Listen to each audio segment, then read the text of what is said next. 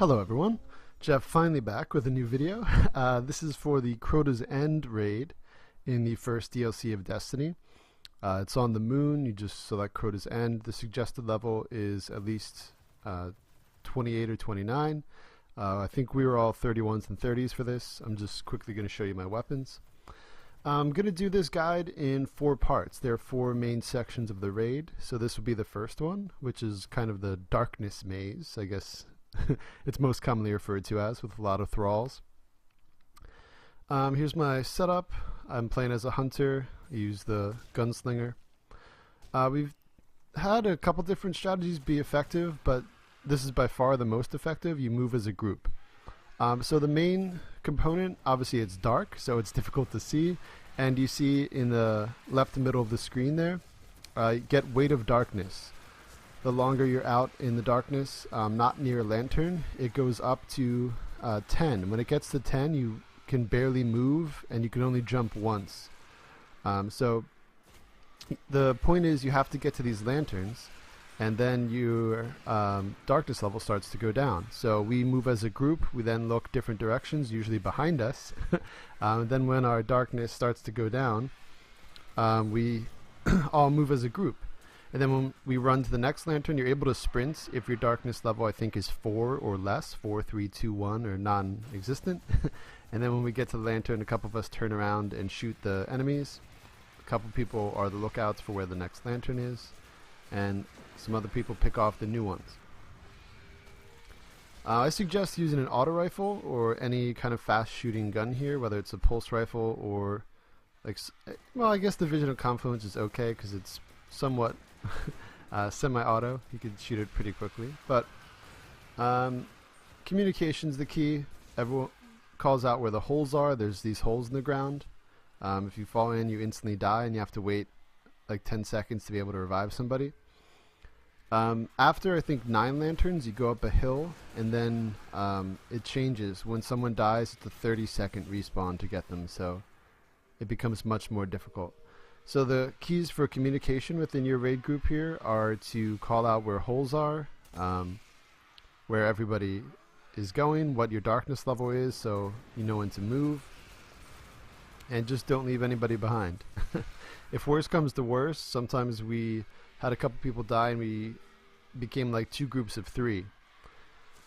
But we make this a pretty flawless run. I think a couple of us die at the final part, but I don't think anyone even went down during the lanterns, which was really good. And yes, I know there are impressive videos of a guy soloing the entire raid, or a lot of people just soloing this section, but I would not suggest that. It's very specific. You have to use like Invis for Blade Dancer, and then go Invis with Patience and Time. No. If you want to play it more traditionally, this is how I suggest doing it. This is how we found to be most effective. Moving as a group, just pretty much constant motion. You get to a lantern, wait a couple seconds for your darkness level, which should never really go above 5 or 6. Get down to like 1 or nothing, and then you just run to the next one. Rinse and repeat until you're to the top of the hill. At the top of the hill, there's going to be a plate that you just have to touch once, and then it starts to extend a bridge. You could actually spread out from it, but it's actually probably most effective just to stand around the plate. There's going to be some knights that spawn and ogres. So if you have titans, I suggest they use the Weapons of Light shield. Get that down. Everyone can do more damage and get some more protection from the shield. You'll know when you're almost to the hill. There are 2 straight lanterns that involve big holes right on the side of the path in a row. So now we are at the hill. When you're going up the hill, there are a couple small holes, one on the left and right here, where this first rock is. So just hug the rock or go all the way around to the left or right. And then right in front of you here, it's pretty dangerous. So this is where the darkness level you see starts to get up to 9, so we just hang around here for a little bit and turn around, kill some enemies.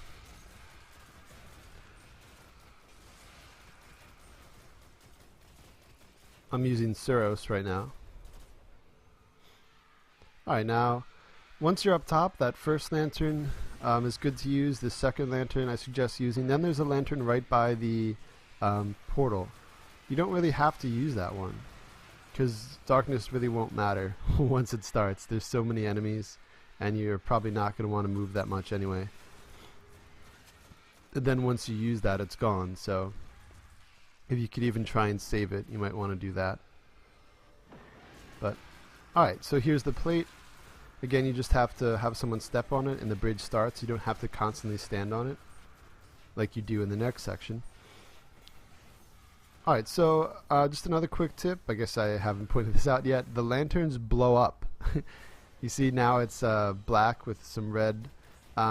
Once it starts to glow orange, that means it's about to explode. So you only have, I think, about 15 to 20 seconds, I want to say, by each lantern before they start to glow orange, and then you should get out of there. There are some crazy things you could do, but it's really difficult to kind of try and control. When the lanterns explode and you're out of dying range, you can like be shot like a couple 100 feet to the side or in the air, and you could like blow past certain areas, but then you might be on your own. You might be shot into a hole or somewhere where you can't get out of. So it's not like an effective thing to try and use that to your advantage, to like have everyone be shot by an exploding lantern forward. It's not going to work.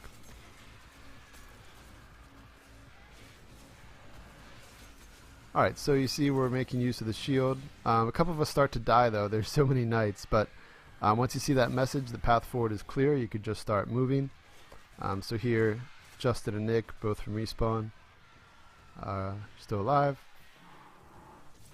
Nick makes it easier for Justin by turning around and hitting some of the enemies to make it easier on him. So I'm going to flip around and show you that. He's just rocketing the enemies to make sure we're fine. And this is the first reward you get. There is a chest in the first area, but I'm not going to really talk about the chest too much in this guide, though we will get the second one. But there we go. Quick guide to that first section of the new Crota's End raid. Hope that helped, and I'll be back with part 2 soon.